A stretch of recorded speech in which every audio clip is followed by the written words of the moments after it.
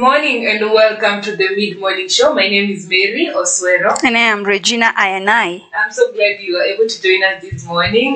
This is a Farmers Media where we connect, learn and grow.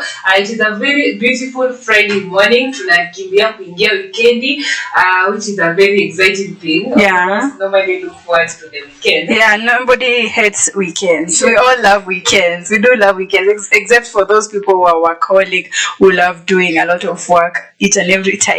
Yeah, so I'm so excited about today. We promised to do a part 2 of the topic that we had on Wednesday. But before we jump into it, ensure you follow us on our social media platforms. We are live on YouTube at Farmers Media, on Facebook at Farmers Media, on Twitter at Farmers with a Z at the end, _media, and on our website www.afarmers.com. Make sure to like, comment, and send any other questions or concerns that you have.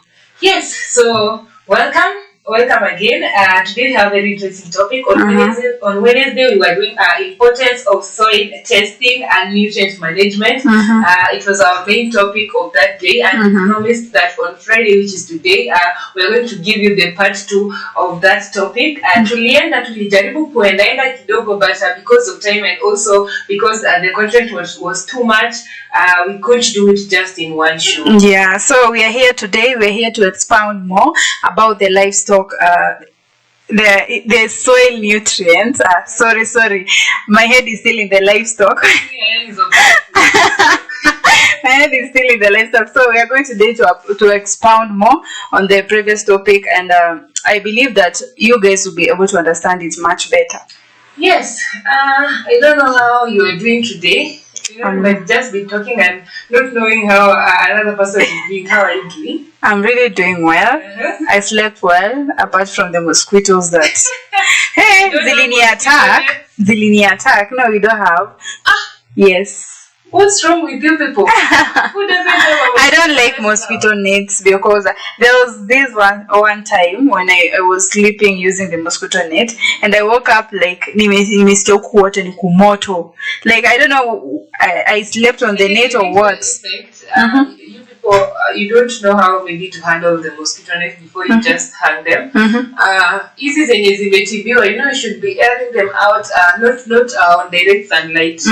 Mnazianika kwa kivuli for some hours, so that your dawa iweze kupotea kidogo. If you just take that mosquito net out of the bag and then unaiweka tu and then you start sleeping, definitely you'll be affected. Yeah, it affected me so much until today. I hated mosquito nets, because that day I remember very well. I was in Form 4, and then it was during holidays, and I was sleeping under the mosquito net. It was new, and then my mother gave it to me, and I was just sleeping under it. And then in the morning I woke up, one of my cheek is very hot. It is burning, like it is irritating, and then it had a swelling. I don't know, I slept on the net itself. No, you don't even have to sleep on the net itself. As long as you're under a treated mosquito net and you didn't put it out there, your hair will itch up and definitely you'll suffer from starch. Oh, I never knew that. Thank you so much, Mary. And using mosquito nets, you just love mosquitoes. No, mosquitoes, I'm not their best friend, but they feel like I'm their best friend because they keep eating me. Like yesterday at night, walinishambulia, and then I was like, wow, I need a mosquito net right now. Good you thought about it. So today we are doing the first 2 of importance of soil testing and nutrient management. And last time we tackled the significance, the soil composition. We also tackled, actually when we were talking about the significance, I hope as a farmer you got to know that you get optimal yield when you test your soil. We also tackled soil composition, we had mineral, water, etc. We talked about the common nutrients in soil, those terms that you only hear in chemistry. I just got to learn that those terms are also in agriculture. Yeah, they are. Yeah, they are. Like those sounds like the pH, what we learned in chemistry in Form 2, around Form 2, Form 1, about the indicators, and then they gave an example of how to test the soil pH. So it was something that we were learning even in biology, and I bet even the Form 4s know much better about the soil pH, especially those who are doing biology. Unfortunately, in the chemistry class, I think I was just there physically. Chemistry was never my best thing. But anyway, we are here. Talked about the advantages of regular soil testing, the influence on decision making for farmers, sample selection. We also tackled the overview of the process of soil testing. Like we really tried to tackle much of it, but today now we are here with the part 2. Yeah, we're just continuing from where we left. If at all you don't really understand what we are talking about, you can go back to our Wednesday mid-morning show. We had the same topic and we tackled it up to somewhere. So if you want to clearly understand what we are talking about today and you haven't watched the previous episode, you can go back and watch it, so that by the time now you're watching this, you get to understand what we are talking about. Yeah, and in case you have any answers about the previous session or any questions about the previous session, make sure that you are sending in those kind of comments, those kind of questions, so that we are here for you. We will be able to understand what you really mean and what you really ask for, and then we'll be able to answer it. And if you are not able to answer it, then we'll invite an expert one of these days. Yes, and before you forget, ensure you follow us on our YouTube channel at Farmers Media, and also actually subscribe to our YouTube channel and then follow our Facebook page, because we want to grow as a family. If you want to be part of the family, you're welcome. Karibu sana. You can join us in our social media platform, so that you also get to learn so much from a Farmers Media team. Yeah, again, this is the mid-morning show, the one and only show, as I always say, that takes us into the deep world of understanding of what really fuels our farm. Welcome once more.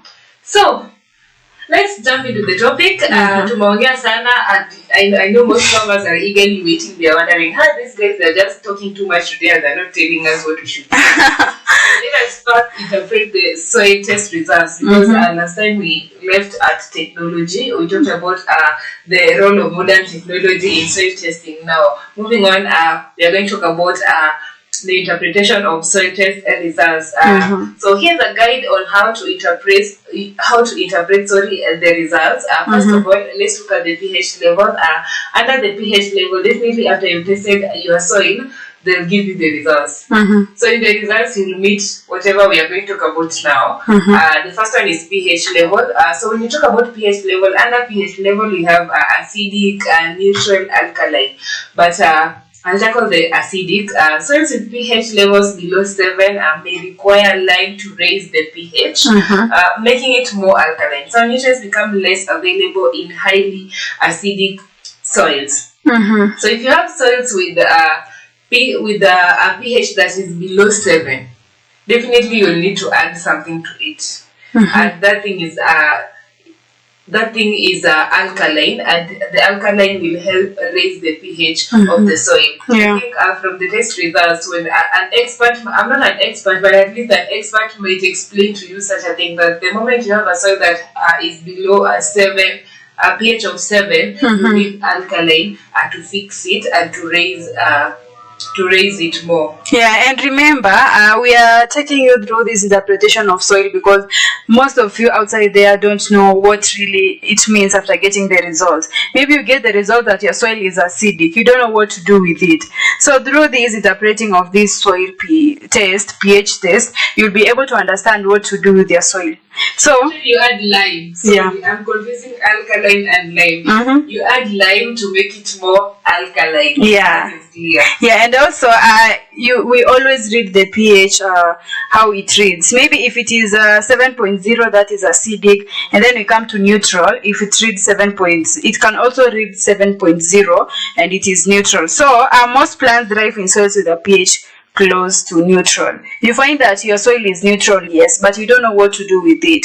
Will you go ahead and plant your plants, or will you do nothing about it? So when it is neutral, we find that most plants thrive in this neutral soil, and also it is good because it is neither acidic nor it is alkaline. So if you find that it is neither acidic or alkaline, then it is a good soil for your crops, because they have both elements in that particular soil. They are a little bit acidic and they are a little bit alkaline. So they are neutral. So through that, you'll be able to plant your plants there, and they will thrive there. Yes, also soils with pH levels above 7 might benefit from the addition of sulfur or other soil acidifiers to lower the pH.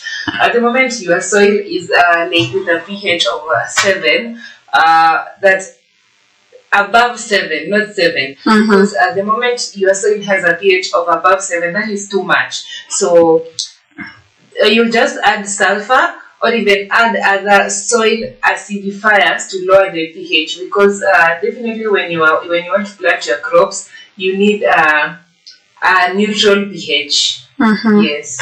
Yeah, so again we go to micronutrients. That is the other thing that the soil needs for. You told us last time that there's a difference between macro and micro. Yeah, macronutrients, these are now the nutrients that are needed in large quantities in the soil.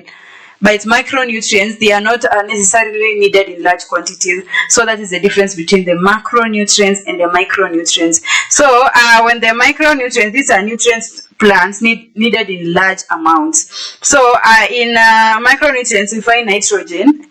If low, consider adding nitrogen-rich fertilizer. You know, if you find that there is the nitrogen found in your soil is very low, make sure that you are adding good fertilizer, nitrogen-rich fertilizer, so that your plants will be able to grow well in that particular soil. Yeah. And then we have phosphorus. A deficiency might require the addition of phosphate fertilizers. You also add phosphate fertilizers if you find that there is no enough phosphorus. And then potassium. Low levels may be remedied by adding potash. So potash is also an element of potassium. You'll be able to add potash, and then it is phosphorus and the nitrogen in your soil. If you find that it lacks all of those elements, or those elements are found in that particular soil in small quantities. Okay, we also have the secondary nutrients. And micronutrients. Now she has tackled the macronutrients. I'm tackling the micronutrients. Definitely plants need these in smaller quantities, but they are still essential. Plants need micronutrients, but the micronutrients, they are still essential. Under the micronutrients, we have calcium and magnesium. Lime can be added if they are deficient. Like if the calcium and the magnesium are deficient, you can add lime before you plant your crops. And then we have sulfur, we have iron, we have manganese, we have zinc, copper, boron, and molybdenum. If any of these are low, consider specific fertilizers or amendments that address the deficiency. When you're interpreting the soil test results and you realize that in your results sulfur, iron, manganese, zinc, copper, boron, and molybdenum are low, you should consider adding specific fertilizers that can address the deficiency, so that your crops can do well in your soil. Yeah, you may also seek help from an expert to ask him or her how to go about these kind of things if they are lacking in your soil, and you know that of course you can't provide all these at once. So you go to the expert so that he'll be able to advise you on the specific things needed for that particular soil. And then organic matter content. You know, low organic matter may suggest that the addition of compost manure is required, or other organic materials, to improve soil structure and nutrient availability.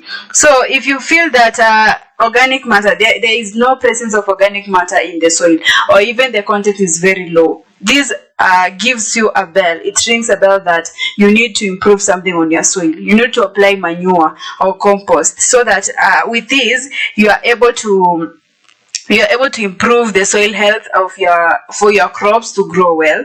And then it also indicates the soil's ability to retain and exchange positively charged ions, that are cations.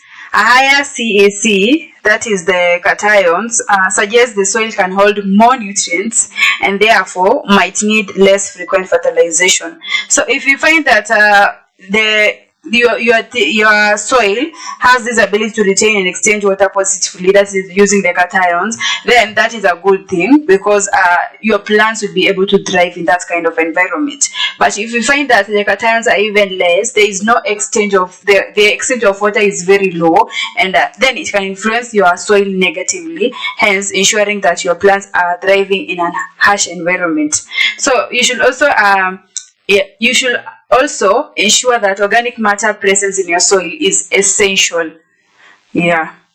In your results, definitely you also meet base saturation. So basically, base saturation is the percentage of the CEC occupied by basic cations. The basic cations, when I talk about basic cations, this is what I mean. We have the calcium, the magnesium, and the potassium, etc. Those are the elements. It provides insights into the balance of these essential nutrients. So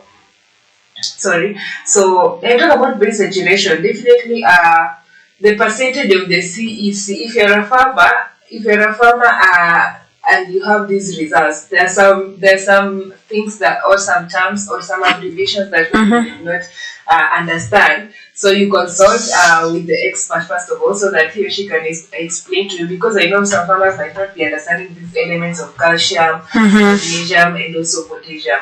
So yeah. And then we have electrical conductivity, that is the EC we've been talking about. And then measures soil salinity. High EC indicates high salinity, which can be detrimental to many plants. Remediation may involve leaching or adding gypsum. Yeah, gypsum, that is very hard to measure. So through electrical conductivity, you're able to measure the soil salinity. If it is the electrical conductivity is very high, has high salinity, this can be very bad to plants, because you have to ensure that it is favorable for your plant. So you should also consider the electrical conductivity. So I'd recommend that definitely after the results are out, there are always recommendations. Yes, so most soil test reports come with recommendations for amendments or fertilizers based on the results. Because you can only be recommended according to your results. If your farm will need fertilizers, they will recommend fertilizers. If your farm will need organic matter or the manure, then they will recommend that for you. It's crucial to follow those guidelines to address any deficiencies, imbalances, because the moment you don't follow the guidelines that you've been given, the moment you just assume them, the soil test will just be like you've done nothing. So we encourage that, or we recommend that anytime the results are out and they're recommended for you to maybe add fertilizers to your farm, add organic matter to your farm, ensure that you follow those guidelines so that you can see good results at the end of the day. Yeah, and through following those kind of recommendation, it is also a way for you to learn as a farmer. You are able to learn this type of thing so that you can also help other farmers. When you see this farmer doing this and you know you did the exact thing and you are recommended to do another particular thing that helped you in one way or another, so you'll be able to educate another farmer and tell her, this is not how you do it. I was recommended to do this because I was also doing the same thing. So through that, you are able to learn from each other by also using this kind of recommendations. Then there is the use of graphs and charts. These are some modern soil test reports. You find that some modern soil test reports include visual aids to help users quickly grasp nutrient levels or relative or ideal ranges. So when interpreting soil test results, it is essential to consider the specific needs of crops you are growing, because different plants have different nutrient requirements. You find that I've grown I was talking about the legumes and the other plants. Yeah. Okay, I was talking about the beans. If you plant beans and maize in one place, of course beans require more nutrients compared to maize. So through that, you have to consider the specific need of each and every plant through the use of these graphs and charts. So you make charts and graphs, you include the beans section and then the maize section, and then know the requirement. Through that, you'll be able to identify this amount of nutrients required to plant for the maize and for the beans. So through graphs and charts, you will be able to identify these kind of systems. Yes, also we encourage that you consult with agronomists or soil scientists, especially if results are challenging, because not all farmers will understand those results. So the moment they are challenging, you consult with agronomists or soil scientists, especially if results are challenging to interpret, or if you are making significant changes to soil management practices.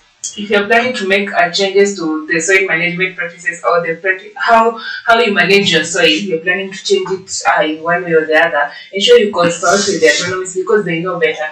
The soil scientists, they also know better. Yes. So ultimately, understanding and interpreting soil test results enable farmers and gardeners to make informed decisions, optimizing soil health and crop yield. So it's better the moment you learn to consult, asking for advice from an expert. At the end of the day, you'll be the one who's celebrating because you'll be having a good harvest. Your soil will improve. But the moment you're just there, you feel that you're the one who knows, or you feel that you don't understand, or you understand it in a different way, which is not right, and you have not consulted, you might end up maybe applying so much fertilizers on your farm compared to the one that you were supposed to apply according to results. It's better you just consult the agronomist and also the soil scientist. And then soil test results are tailored to correct deficiencies. Of course, you can't just tell me that you are testing your soil as a by the way. You're just testing it because you want to test it. Of course, there is always a reason why you are testing your soil in the first place, and these are the reasons we've kept mentioning throughout this show and also the previous show. So the results are tailored to correct this kind of deficiencies, like maybe if it is very acidic or it's very alkaline, and then it also used to balance nutrients levels and cater for specific crop needs. So you're able to balance after measuring the soil pH. You know this amount of nutrients is found in this soil and this amount of nutrients is required for this kind of soil.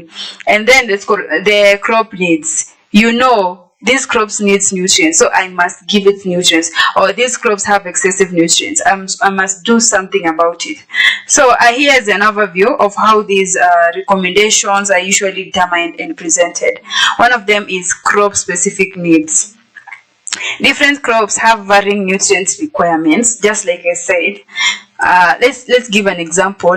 For example, heavy feeding crop like corn. I was talking about corn just right now. Will have a different nutrient needs than a legume like soybean. Oh, I confused between corn and beans. So beans. I think beans are consuming less energy compared to corn. So corn is just like maize. So the recommendation will consider the particular nutrients uptake and the needs of the crops intended to plant. So you have to know this. I was just talking about that point again, that you have to consider the type of nutrients different types of crops required. So corn requires heavy nutrients compared to legumes. So when considering these facts, you are able to know that this amount of nutrients I'm going to supply to the corn because it is the plant that needs a lot of nutrients. But as for the legumes, I'll give it this amount of nutrients. Through that, you'll be able to minimize also the costs because you are not going to buy something that is very excess. Let's talk about nutrient levels in soil. First of all, under nutrient levels of soil will tackle deficiencies and excess. So if a specific nutrient is found to be deficient, the recommendation will indicate the amount and type of fertilizer needed to correct this deficiency. Let's assume that in your farm there is excessive of maybe nitrogen, or even calcium or potassium. Definitely the experts, they already know what kind of fertilizers can be used. If you have nitrogen or if you lack nitrogen, the experts, they already know what kind of fertilizers can be used to fix it. What kind of, if it's in excess, what can you do so that the excessive nitrogen can reduce, can be fixed. That's why we were telling you that it is good to take recommendations, because through this recommendation they will indicate that this is what you need for your farm. So you are going to take exactly what is written in the recommendation without going around looking for what to do. And the moment you realize that a certain nutrient is excess in your farm, don't keep on adding that nutrient to the farm, because you're making the farm to be more acidic. It will also lose its fertility because you are pressuring it with too much nutrients. So through that, it will cost you a big deal. And then we have soil pH adjustment. Soil pH affects nutrients availability. So if the pH is too high, that is alkaline. Too high means it's alkaline, or too low, that is acidic. If the pH is too low, it is acidic. If it is too high, it is alkaline. The recommendation might include adding lime to raise the pH, as just like Mary said, and then or sulfur to lower the pH. Correcting pH ensures the nutrients are readily available to the plant. So you should ensure that you have corrected your pH. If you tested your soil, if you previously tested your soil and you found that it is very alkaline, then you need to add lime. Or if it is very acidic, you need to add sulfur to lower the pH. And also the organic matter. If the soil test indicates that there is low organic matter, there may be suggestions that you have maybe a compost pit, and look for manure. You know, manure you can have them from livestock, manure from livestock, or even you can plant cover crops, trees. Grass, actually, grass are the best cover crops. So you can even use grass in your farm, so that maybe when the rain comes, it doesn't sweep away the fertile soil now in the buyer. And also, you can also improve the soil structure. But mainly, I encourage and recommend that when your farm lacks organic content, just look for manure.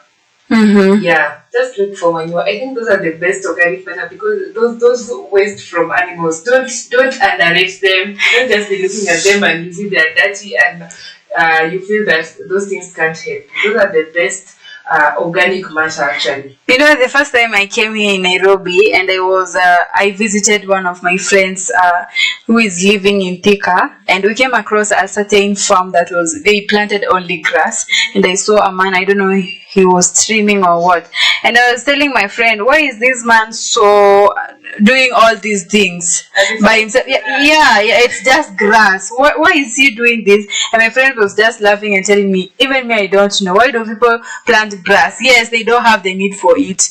I said maybe it's for aesthetic purposes, but she told me how. And you know that this is a very large field with a lot of grass. First of all, it is a farm. How will they plant grass here and they are not doing anything else about it? You know, I remember listening my compound, my mom insisting that we plant grass, and I'm like, grass is something that grows by itself. Yeah, I used to know that myself, and I was like, how do you plant grass? Are there seedlings for grass? Like I was asking, are there seedlings for grass? Because in your child mind, you just think that grass. Because growing up, I had never seen anybody planting grass. Maybe napier grass, but grass ya kawaida. Me too. Yes, ya kawaida. Me too. I always think that it grows by itself, because let's take an example of even a primary school that has a playing field. When those grass were planted, I used to ask myself, when those grass they were not planted, they grew. For example, I studied in a public school, and we had a very huge field. It contained a lot of grass, and people used to cut them down. And I was like, we used to cut this kind of grass in our place, but now they are planting. Until I came and realized that they are just planting it as cover crops, because to prevent soil erosion, and also to ensure that the soil fertility remains. So again, this is a Farmers Media. Make sure that you are still following us on our social media accounts, on YouTube at a Farmers Media, on Facebook at a Farmers Media, on our website at www.afarmers.com. Let's continue. And then we have application methods. Recommendation might also specify how nutrients should be applied. So when you find this recommendation, you always, if you are lucky enough, you'll find that the expert has already specified the amount of nutrients you need to apply and how you will apply this kind of nutrients. And then whether broadcast over the surface, bended close to the plant, applied as a foliar spray, or incorporated into the soil. These all are how you can apply this kind of nutrients. You can bend the surface, you can you can bend the surface and then banded it close to the plant. You can apply it as a foliar spray or incorporate into the soil. So sometimes people tend to mix the fertilizer with water and then the nutrients with water, and then they put it in a spray, a foliar spray, and then they spray the plants with it. So there are different types on how to apply this kind of nutrients, because specific plants need specific methods of application of nutrients. So through the recommendation, the expert will be able to give you this kind of details without so much struggle. Don't just do it your own way. You need to follow the expert's advice. If you've been told to spray, just go and spray. If there's any other way of applying the nutrients, do it according to how you have been recommended by the expert. We also have timing. The report may advise on when to apply certain nutrients, especially for those that are quickly leached from the soil or are required by crops at a specific growth stages. Ensure you apply those nutrients at the right time. According to the results, definitely they are telling you you'll be adding this kind of fertilizer or this kind of nutrient at this time, and this is how you will be doing it. Don't do it early and don't do it late. Do it within the time that you have been told. There's an agronomist who recently visited Farmers Media, and we were looking at the coriander leaves from this place. They're doing so well. So he was just educating us that the level that those coriander leaves are in now, because they are now good and it's like they are ready for harvest. You should just be applying the chemicals. I think I didn't clearly get what chemicals he was talking about, but I think those ones you apply before harvesting. And he was educating us and informing us that the chemicals that should be sprayed on those coriander leaves, we should be keen on the days that after spraying. How many days do we take to harvest after spraying? He was and he even told us that some farmers just assume that the chemicals take 3 days. You spray, then you harvest after 3 days. But in real sense, there are ones that take even 14 days. So you might spray the one for 14 days, and then as a farmer, someone harvests them after 3 days. The ones who will feel bad or the ones who will be affected are the buyers. Yeah, because they might try washing them. Yes, they can wash them, but that's know that now these things they have been harvested with the sprays. Yes. So yeah. So if you do that, then that is hurting your customers in general. Yeah, we are really. That's why I'm insisting on timing. Know the time that you've been told to apply chemicals to your farm. Yeah, so that you don't do it late and you don't do it early. And even on the spring, if you spray your crops and according to the chemicals instructions, you've been told that you should harvest 14 days after spraying. Yeah. Make sure you harvest them 14 days after spraying. Usikue na haraka ya harvest, and then at the end of the day, the consumers are the ones who are going to be affected. Yeah, and also in timing, it includes the growth stages. There are stages of growth in each and every plant. So in this particular stage, there will be, maybe the plants will require nutrients. That's the stage that there is fast growth. There is a slow growth. There is a fast growth stage. So when they are fast growing, they need a lot of nutrients. So in that kind of stages, you need to apply fertilizers. Now we are going to rate. This is the amount of nutrient to be applied per unit area. For example, pounds per acre or kilograms per acre. So you have to measure, this is the amount of fertilizer I'm going to apply in this 1 acre of land, or pounds of these nutrients I'm going to apply in this acre of land. So recommendation aims to supply just enough nutrients to meet crops needs without over application, which could lead to runoff and environmental issues. We were talking about how people are practicing the application of excessive fertilizers or excessive nutrients. So these are affected environment in so many ways due to the rate at which the farmers are applying the chemicals to their farms.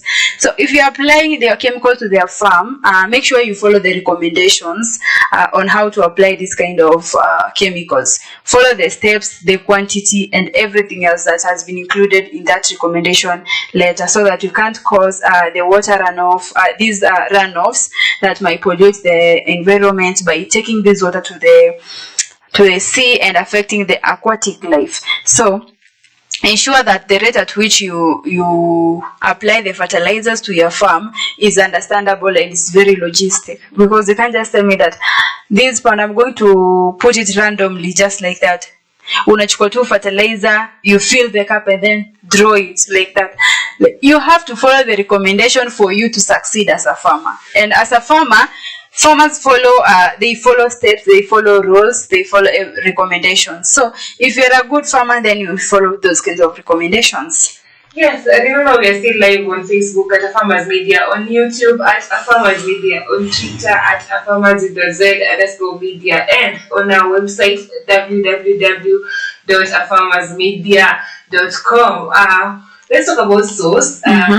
There may be recommendations on specific types of fertilizers or soil amendments best suited to address the identified deficiencies or imbalances.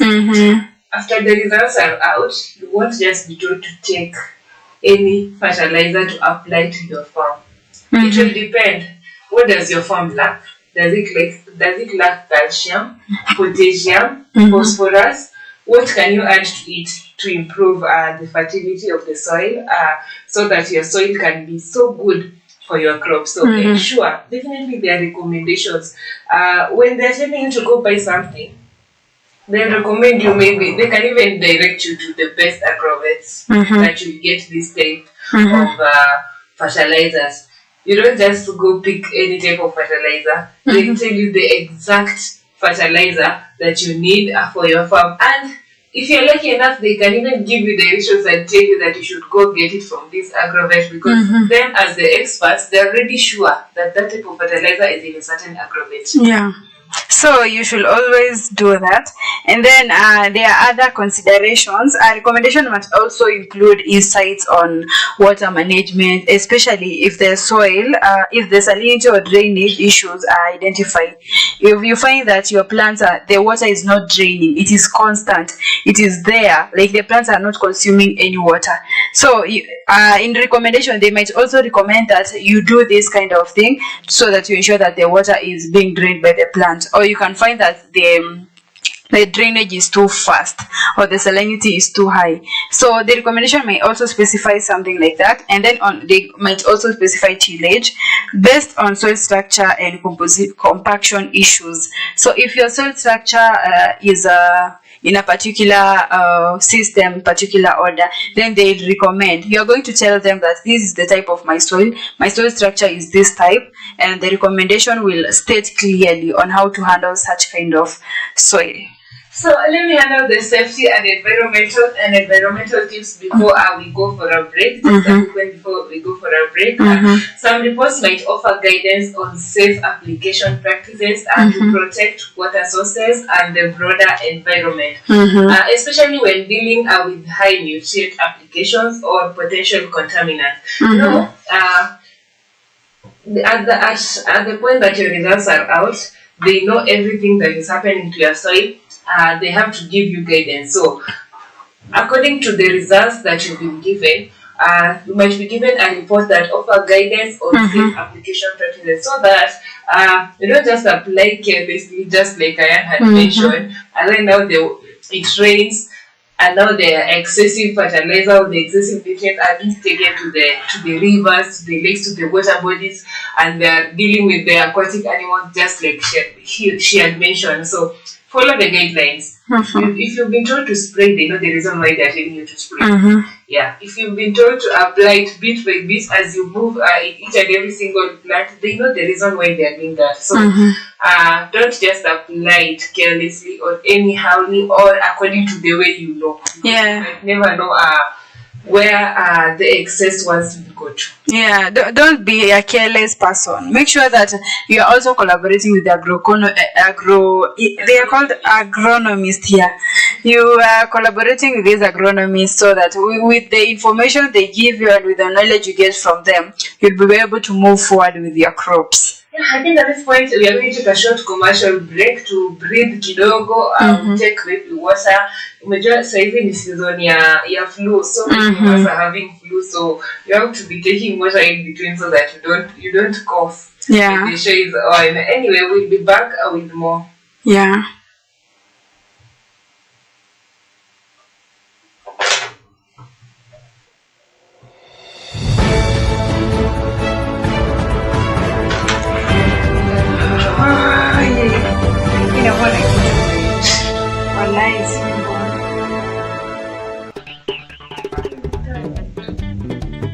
Smart farmers know savings are important. They can help you through hard times, like when you have poor yields, or help when buying inputs in the new season, paying your labor, or if you want to start planting a crop, work out how much you can afford to save each month and stick to it. If you can make extra money, add it to your savings. Say for example you need 20,000 shillings for the next planting season. Plan to save 5,000 shillings each month for 4 months. Think about where you keep the money that you are saving. Bank is a good option. Money will be safe. Therefore, you can make interest. Remember, some bank accounts you have to pay for, so try to find one that's free. Keeping your money on your mobile phone is also good.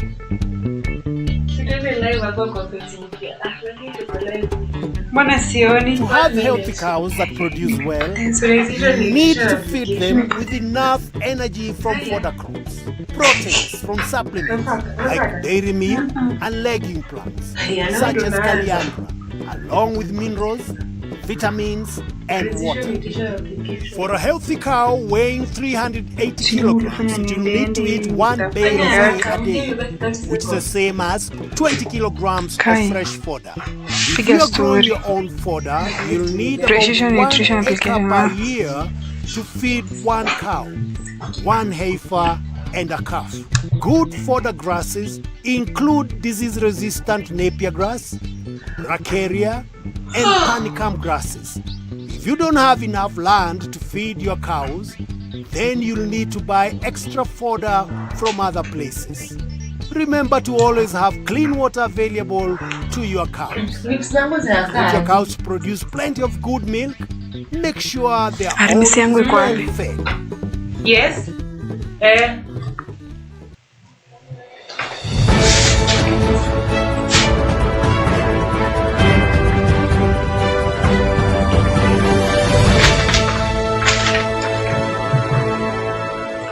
Welcome back to the mid-morning show. This is a Farmers Media where we connect, learn, and grow. My name is Mary Oswero. And I am Regina Ayanai. Ensure you follow us. We're still live on Facebook at a Farmers Media, on YouTube at a Farmers Media, on Twitter at a Farmers with a Z _ media, and on our website www.afarmers.com. Again, this is a Farmers Media where we connect, learn, and grow. And welcome again to the mid-morning show. Continue sending in your comments, continue sending in your questions, because we are here to educate you and also to learn from you. So before we went for a break, this is just a continuation of the topic that we had on Wednesday. Our main topic on Wednesday was, and is still the main topic today, is the importance of soil testing and nutrient management. We did the first one on Wednesday. If you have not watched yet, maybe you can go back, watch the part 1 so that you get to understand what we are talking about in the part 2 today. The part 1 we discussed several things that I already mentioned when we started the show. But now we're going to continue from where we left before we went for a break. We were just giving you some of the recommendations that you're given in the soil test results. Yeah, now we are going to precision agriculture, precision nutrition application. That is one form of precision agriculture anyway. So precision nutrition application refers to the method of applying nutrients to crops in precise and targeted manner. So this is always based on the specific needs of the soil or the crops. So if your crops need maybe nitrogen or phosphorus, then you need to apply that specific thing. You need to apply specific phosphorus in specific quantities and specific amounts.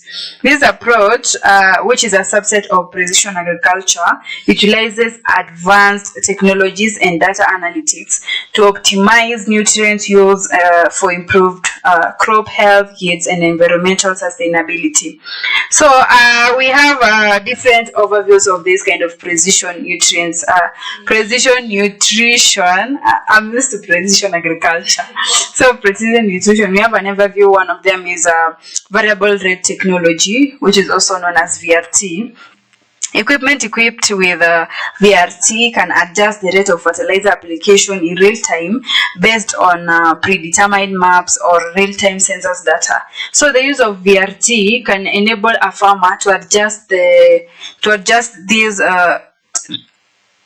to adjust the rate of fertilizer application. If this it will sense that this application of this kind of fertilizers is too much, and then you'll be able to notice. If it is too little, you'll be able to notice. So the use of VRT is another form of technology that has helped farmers during this soil testing process. I'm saying that if you're a farmer in this current generation, I think it's just high time you go to learn about this technology. Yeah, I think we should. An advantage. Yeah, because farming has been made easier nowadays through this kind of technology, because farmers are really benefiting from the modern technology compared to the past. In the past, there was nothing like VRT. Yeah, and imagine if you have VRT, now you don't even need to struggle at it. You have to measure it. No, hey, now this one is excess. This one VRT is now will help you. VRT will now help you know.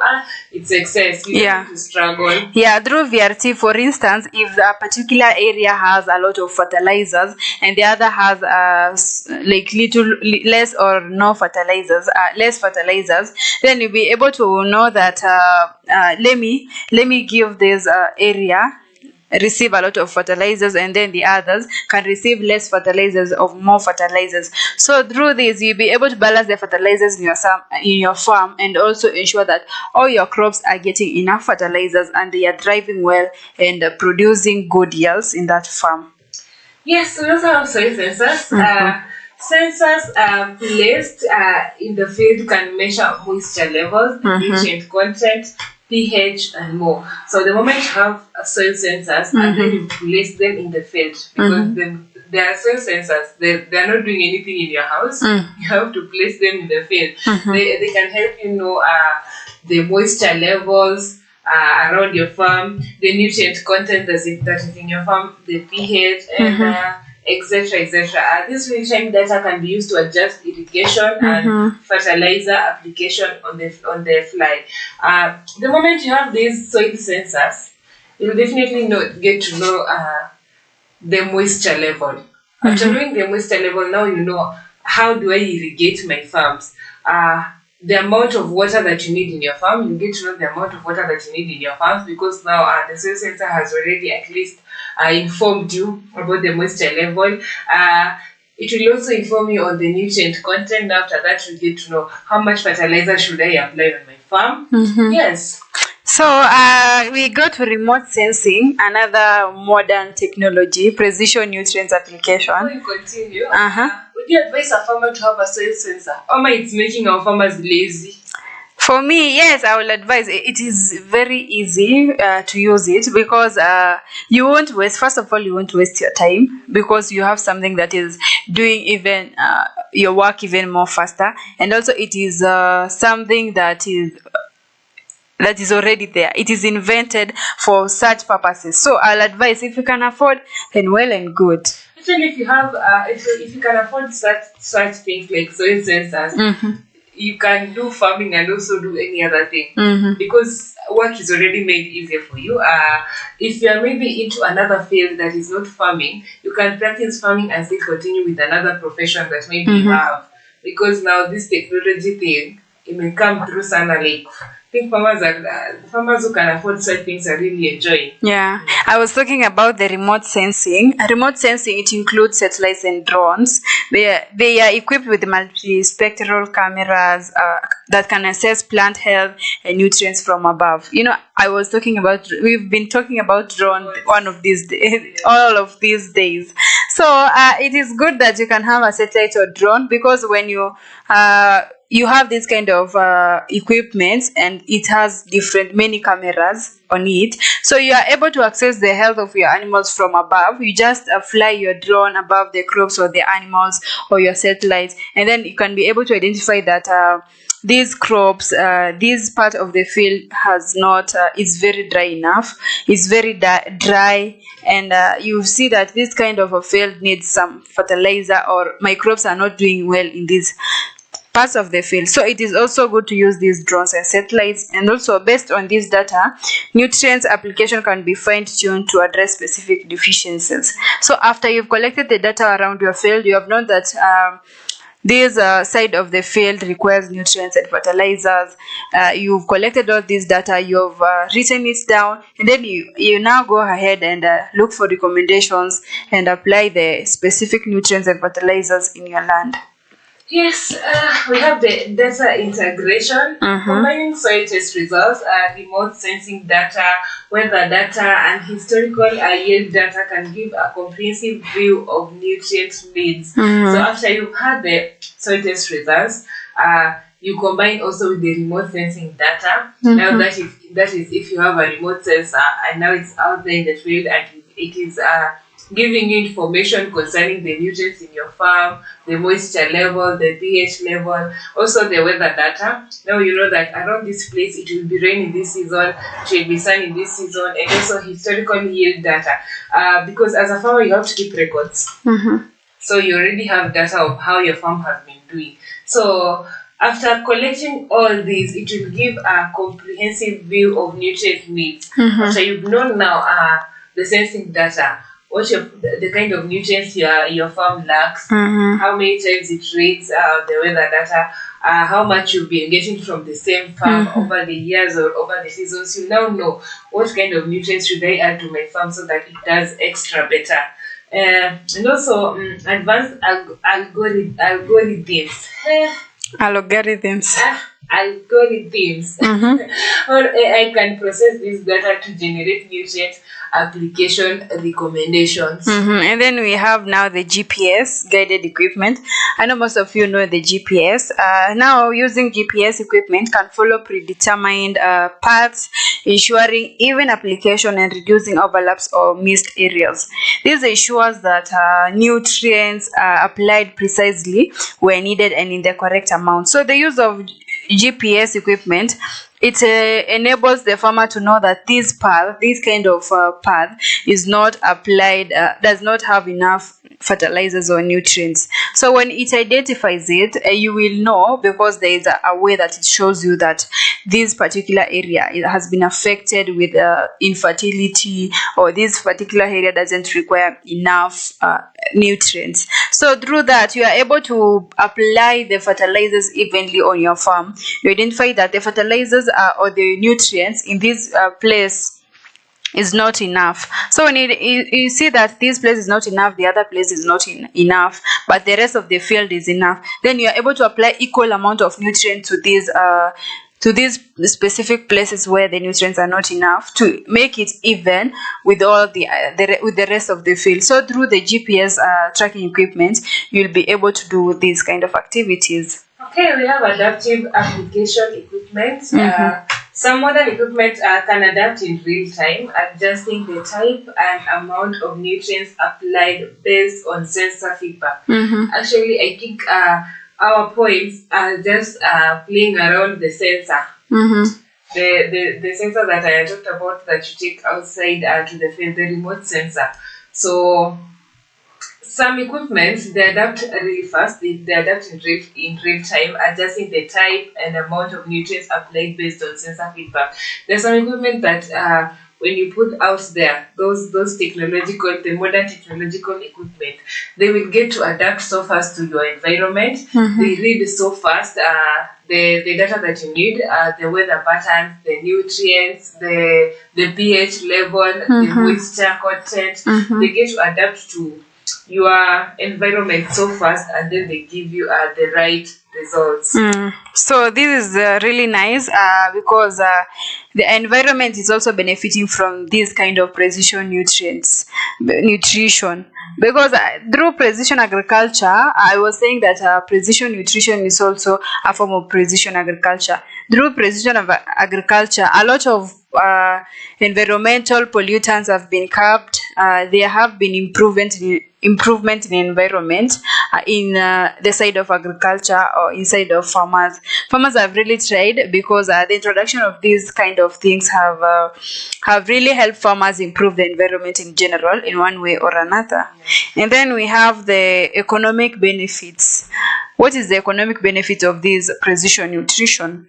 By applying nutrients more efficiently, farmers can reduce input costs. After using this GPS tracking device to apply the nutrients in your field or to detect the places that doesn't have enough nutrients, you are able to apply the correct amount of nutrients on your field. So through that, you are improving and also reducing the cost, the input cost, hence improving yourself as a farmer. And then healthier crops and optimized nutrient management often lead to better yields, further improving profitability. So if your crops are healthy, then you're definitely going to get more profits, because you are very confident when you take your crops to the market. Yes. Even if you increase your prices double the other farmers, your crops will still sell because they are quality, they are very healthy. Even when someone says like this and says, by the way, these are good crops, they are quality crops, let me buy this, because even if I buy the rest of the other farmers, this one will improve my health in general basis, because it contains nutrients, it is healthy, it is even attractive to the eyes. Even as a farmer, when you have good looking products, you'll be excited even when selling them. Yeah, you won't even be ashamed. You're just attracting customers every now and then. You're having beautiful crops. You get so many customers that even might want more, the ones that you've left at home. Yeah, have you ever make a lot of money? Yeah, have you ever seen the people in the market? There are different people in the market selling different things or the same things.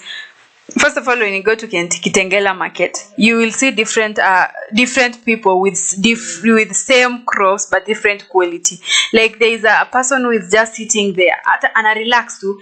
She's not even calling the customers, and I relax, so the customer come themselves to her because anajua vitu zake ni quality. Avocado zake zimeiva vizuri, they are shiny, they are green, they are very nice. But the rest of show me that. Yeah, that seller also. I've seen it. Shiny. Yeah, but when you see the other farmers who are calling, the other shoppers, the other customers who are forcing you their things, they are really trying to sell them by calling people to them. So umeona, like those touts on the towns also, like wanakuita too, and then they force the stuff into you. They say that take this one, it is cheaper compared to that one, and you know that one is quality. It's expensive, yes, but it is quality. So to avoid such kind of shame, such kind of things, you should ensure that your crops are growing healthier, so that you are a proud farmer when you go to the market. You are proudly selling your products with so much dignity and happiness, and through that you are going to earn a lot of profits. We have sustainability. Precision nutrition promotes sustainable farming practices by ensuring only the required amount of nutrients is used. So precision nutrition, it promotes the sustainable farming practices. You don't just use excess fertilizer or nutrients on your farm if you want good crops, and also this reduces waste and minimizes the environmental footprint of agricultural operations. So the moment you're using enough nutrients and enough fertilizers on your farm, you're also not wasting. The moment you're just using excessive, you're wasting and you're not helping your soil. So it's better use adequate or enough nutrients and fertilizers so that you don't go at losses by wasting money, the ones that you've used to buy the nutrients and the fertilizers, and also you're still wasting your farm, because at the end of the day your crops will not do well. Yeah. So precision nutrition helps sustain things like enough fertilizer, like you just have enough. Yeah. Yeah, we also conclude that precision nutrition application represent the future of sustainable agriculture, where technology and data analytics drive decision making. So through this precision nutrition application, we have the hope for the future. We hope for the better in the future, because when you utilize this kind of technology right now, and our future generation will have something to be proud of. The environment won't have many pollutants. At least they will find something that their people used, that their ancestors we will be ancestors in no time, right? Of course, in 200 years to come, I'll be an ancestor. Yeah. Some of us don't even want to know. You're already calling us ancestors. That is funny though. Like when I remember that right now we are calling ancestors ancestors. Of course, they knew that they would be called ancestors in one time or We another. are not accepted yet. I will be an ancestor. You want to share years or Nyinyi ni wale mtafutana when the tarumbetas yes. cry. We like to heaven. Not die. Yeah. Anyway, remember we talked about the technology. Mm-hmm. We have the technological advancements now, Mm-hmm. and now we want to describe to you how they work. Yeah. Because we talked about the BRT, we talked about the soil sensors, and now we want to describe to you how these things work. Yeah. First of all, the variable rate technology, the VRT. Mm-hmm. VRT enables equipment to adjust the rate of nutrient application in real time based on data. Mm-hmm. It enables equipment to adjust the rate of nutrient application. When you have the VRT, definitely it helps you know the rate. Mm-hmm. The rate at which you'll be applying your nutrients or your fertilizers to your farm based on the data that you've already fixed in it. Yeah. Because definitely you have a data, you know that my farm has a problem on this side. It brings out, it gives out such crops, the amount of crops that you normally harvest at the end of the season. So after fixing that data, the VRT helps you know the amount of fertilizers and nutrients that you should be applying to your farm. And also, modern VRT systems can adjust to micro-level variations in a field, ensuring that every section gets its specific nutrient requirements. Yeah, so through the use of these VRT systems, it can be drones, satellites, all the things that we have mentioned. You are able to also you save the costs, you save your time, so it is also good to use these kind of things. And then we have the soil sensors and IoT. I was talking about the GPS. It can act as one, but soil sensors and IoT. Soil sensors can continuously monitor moisture levels, pH, salinity, and specific nutrient levels. They have the ability of knowing that the moisture of this soil is at this level, the pH of this soil is at this level, and also the salinity, and also they are going to tell you the specific nutrient levels of that particular soil. You see, that is very interesting, because you yourself, you can't look at your soil and say that my soil contains this specific amount of nutrients. But as for the soil sensors that you can use, it will be able to tell you that the amount of nutrients present in this soil is in this amount, is this quantity. Yeah, and you need to add the nutrients, or you need to stop adding the nutrients. So, and then the advancement, of course, these soil sensors have gone through different advancement. These sensors, integrated with the Internet of Things, IoT, that is, can relay data in real time to centralized systems or cloud platform for immediate analysis and actions. So through this kind of advancement, they are able to relay information on time. Like you can't have to wait for long, like after months or years for you to get the information. Of course, they will tell you within 1 week you've gotten the information. You know that this kind of thing, I need to prepare for my farm, I need to prepare for this amount of nutrients, or I need to get this amount of money to buy the nutrients for my farm. So you are able to get real-time data, and then it also gives us the immediate analysis and action. It tells us that you must do this. If the nutrients are less, you will see that you need the nutrients. Another thing, when you're using that sensor, you need the internet. I believe as a farmer, if you really want to succeed, internet will not be a big deal to you. You'll be ready to be purchasing bundles each and every time. Yeah, and if you can put Wi-Fi, well and good, because internet is it should be your friend as a farmer. You should be a friend to the internet, because it contains a lot of things. Concerning farming. If you want to learn more about other farmers outside there, if you want to look for specific crops to plant and you need recommendations, you can find all that in the internet. Yes. We have remote sensing with drones and satellites. We already mentioned it. Now we are just describing what they do. Drones and satellites equipped with advanced imaging can assess soil health, and nutrient needs. So drones can fly up there. They definitely always fly up there. So they're the ones that can assess the soil health.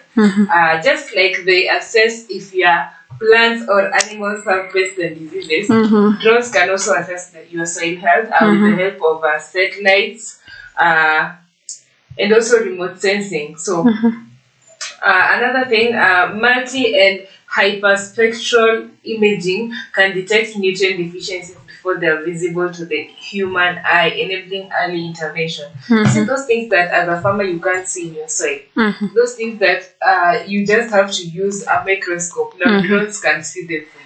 Yeah, now that is a good thing, because even in human beings, let's say, for example, take HIV.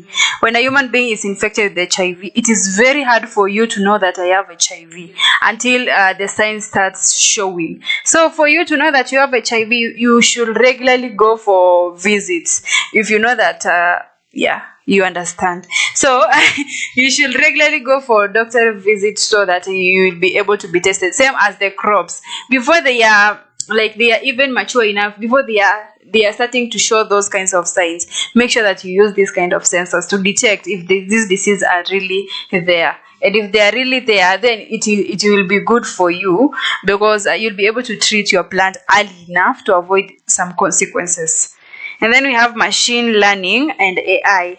So advanced algorithms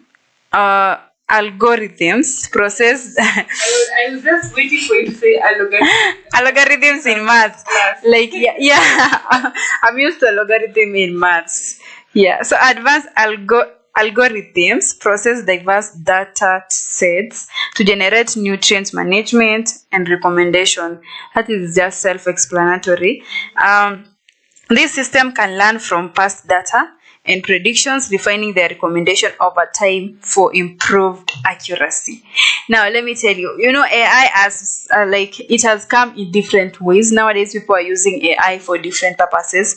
There are others who are even paying for the AI to do for them their work. So there are different types of AI. There is ChatGPT. There is, I don't know, it's called Brain something. I've forgotten the name. There are different types of AI nowadays that have emerged. And through the use of this AI, you are able to predict the past and the future data. Like they can generate it automatically. You just write there, I want to predict this, or you search for the predictions from that AI. So it will be able, it can even predict weather. I've seen the AI that predicts weather. It will tell you the weather will be this, it will be windy or cloudy, or there will be no, or it will rain.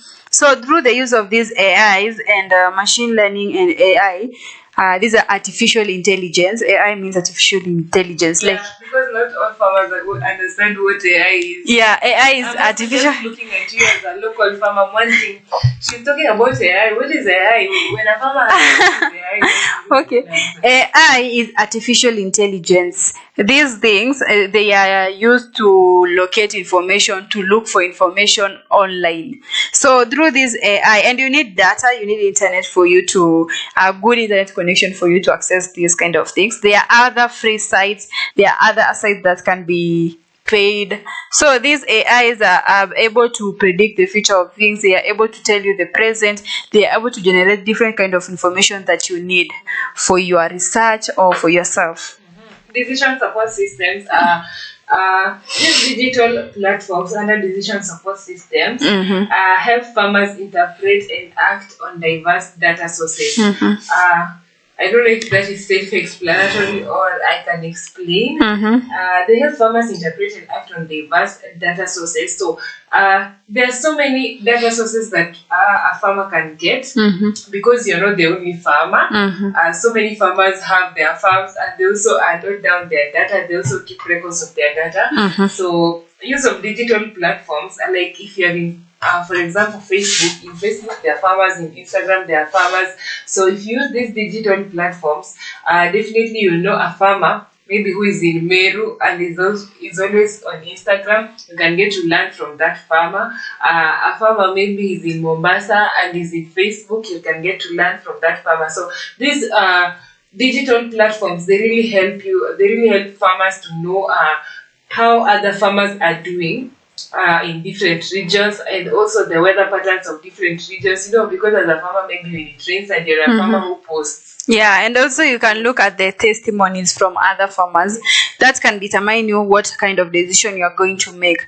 Because through those testimonies, you will know this farmer said that I use this type of fertilizer and it affected my farm negatively. Another one says it affected my farm positively. So through that, you will be in a dilemma, and also have that habit, have that motivation to go and ask the expert, what should I do about this, and why did this fertilizer affect this farmer, and why not this farmer? So through that, through looking at this, you are able to make your decision after going through all that. Also, the advancement using the digital platforms can help you know the market trends, how farmers are selling their crops in different markets, how if at all those crops are selling out or they're just stuck with their crops, you get to know the market trends. And then now we go to precision irrigation system. When I say precision irrigation system, these are also modern technology, and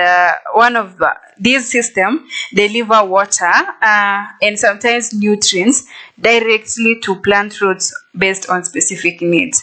For example, the drip irrigation, that is one form of precision irrigation, because when you use drip irrigation, you are able to apply water direct to the root of the plants through the drip of irrigation.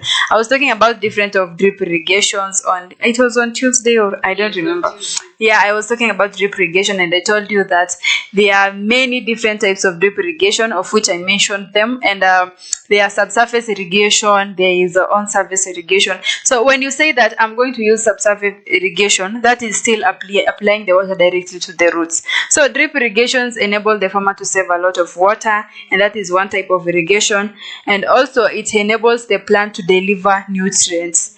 You can decide that I'm not going to apply fertilizer or nutrients directly to my soil. Let me use fertigation method to ensure that my plants are getting enough fertilizers. So through that, you are able to put water into these pipes, and then the water drips slowly to the root of the plant. Hence, the plants are consuming without much struggle. So the advancement, by integrating with sensors, these systems can adjust irrigation and fertigation in real time, optimizing nutrients uptake and reducing wastage. So these systems have this ability of controlling the amount of fertilizers you are giving to your plant. Because I know that I went to let's take an example of myself. Let's say maybe I'm a farmer, and I'm trying. Okay, I'm a farmer.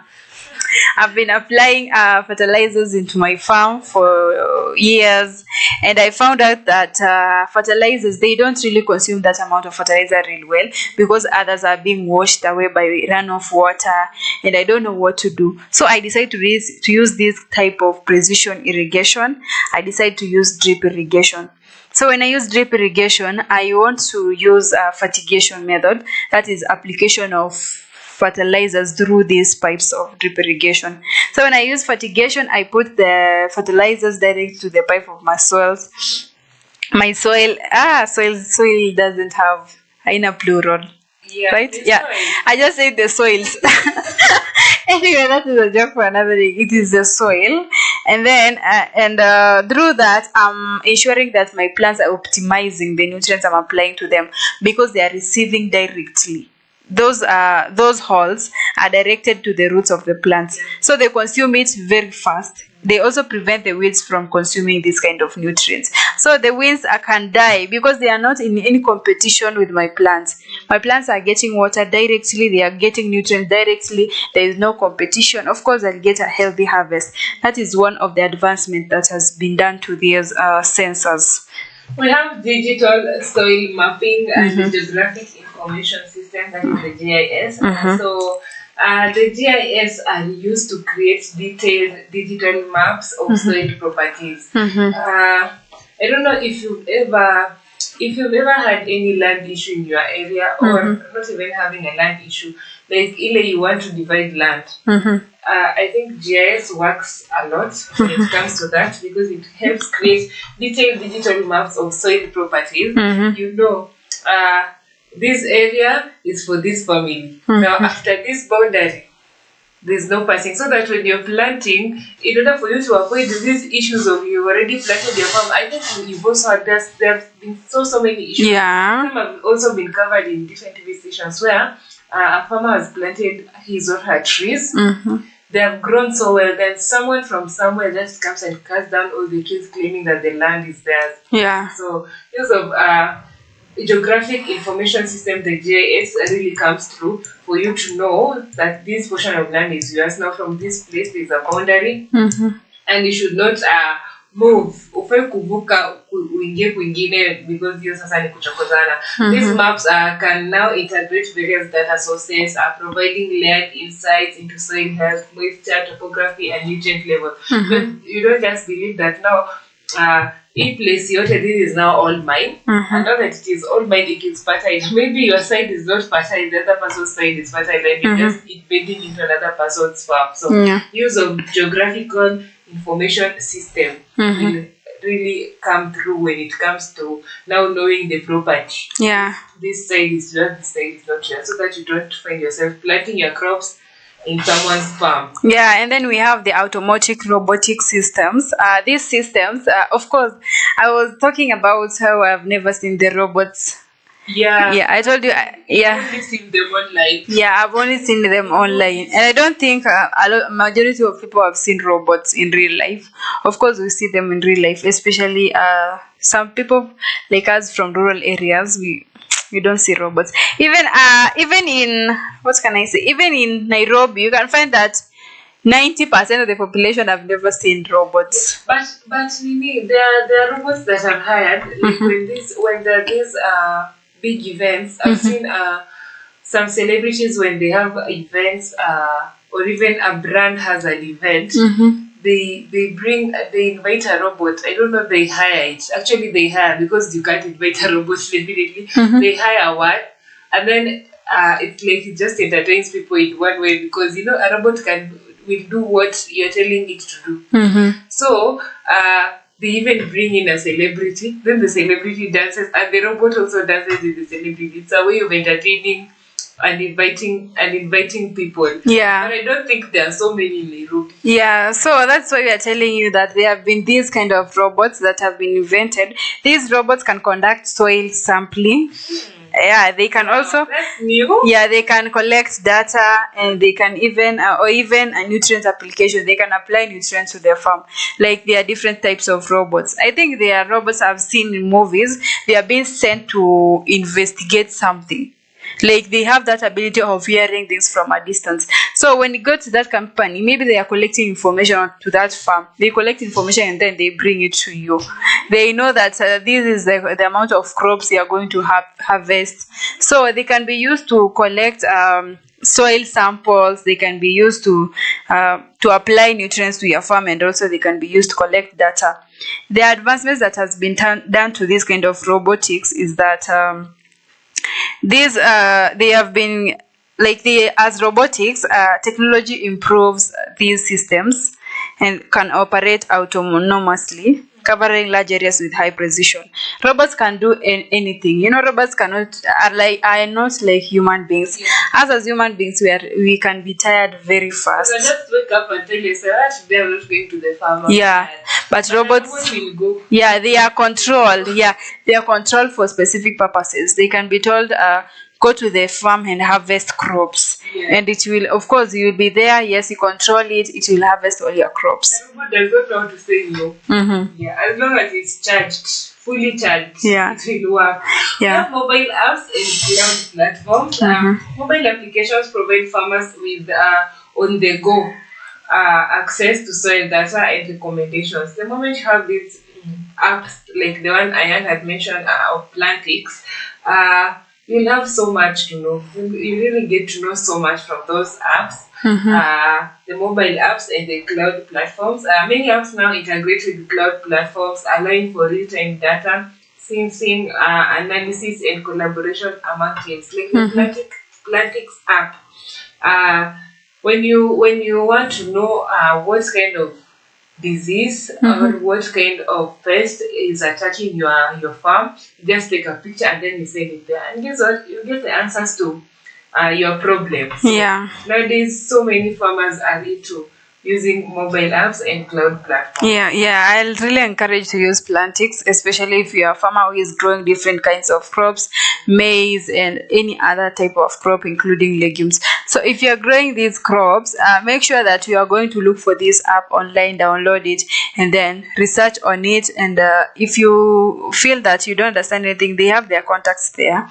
So we go to nanotechnology. Nanotech in agriculture can lead to development of nanofertilizers or smart sensors at the nanoscale. So advancement, nanofertilizers can release nutrients slowly and in response to plant signals, ensuring efficient nutrient use and reduce environmental impact. So this is really nice. I think this nanotechnology is really interesting because it controls the amount of water and nutrients that the plants needs. If the plant requires a lot of nutrients, there are different plants. There are plants that require it can be maize, two different maize, but they are requiring different types of nutrients. So through this nanotechnology, they are able to ensure that each plant has nutrients to its satisfaction. Yeah, so in essence, the synergy of these technologies in nutrients management ensures the right amount of nutrients to be delivered to the plant at the right time and place, optimizing crop health and yields while preserving the environment. So through this nanotechnology, you will be able to not only preserve the environment, but to also ensure that your crops are getting enough water, enough fertilizers, and enough nutrients at the right time and at the right place. Yeah, I think at this point we've exhausted the soil testing topic. We tackled most of it the part 1 on Wednesday. Today at least we told you how to analyze the results of soil testing, and also we already mentioned the nutrient management, the kind of nutrients that are in your farm, how you manage them, how you manage the nutrients, how you talk to an expert. Yeah. Yes. And also following on the recommendations. I was forgetting that. Yeah. It's better you have a co-host so that you don't, when you forget things, they remind you. Yeah, I think at this point we'll come to the end of the show. It's been a beautiful show. We had the part 1 on Wednesday. I'm still encouraging you to go watch the part 1 on Wednesday, then come to the part 2 now today on Friday. Yes. So yeah, we are still live on Facebook at Farmers Media, on YouTube at Farmers Media, on our website at www.farmers.com. Make sure you follow us on Facebook, subscribe on our YouTube channel, and click on our link to learn more about Farmers Media and what we really do as farmers. Yes. I don't know why today I'm so tired. I don't know, it's because it's Friday. I know we are getting into the weekend. Anyway, I'm so excited that you've come to the end of this topic. I hope this topic has been of great help to you. I hope you really got to learn a lot from today's topic. I don't know if you have any last words. For me, I'll always tell you that thank you so much. Thank you for joining us in this amazing show, and also thank you for deciding to learn with us. Thank you so much and welcome again. Yes, so make sure you tune in. We'll be having the Farm Drive show from 3 to 5 with Gyosh Mbugwa and Boss Queen. They have a very interesting topic that they'll be tackling. So see them early. We'll still be live at that time. We continue streaming from 3 to 5 during the Farm Drive show. I'd like to thank those who are behind the scenes, the director, Dotrin, the producer, Mary, those who are behind the camera. I really appreciate all our farmers who are able to tune in and remain with us up to the end. We don't take it for granted. Each and every day we always say that we really appreciate whatever you are doing. We don't take anything for granted. Yes. Yeah, and we love you guys as farmers. Yes, I really appreciate all of you. Niliwaambia ikifika Friday, I think akili inaweza switch. But thank you so much for joining us still on Monday. On Monday, we'll be having another interesting topic that we'll be sharing with you as our farmers. So we look forward to Monday to meet you again on our mid-morning show. Today, we don't have our proverb of the day because it was already explained and mentioned in the breakfast show. Anasiali, you already mentioned the proverb of the day. So your yake breakfast show itupeleke throughout the day. I've been your host, Mary Oswero. And I am Regina Hayanai. Have a lovely day.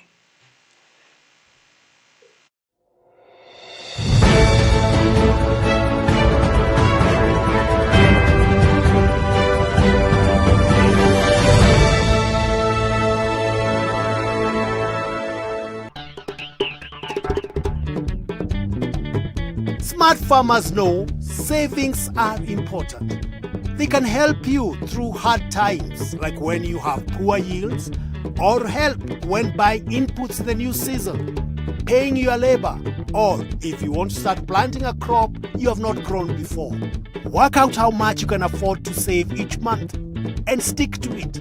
If you can make extra money, add it to your savings. Say, for example, you need 20,000 shillings for the next planting season.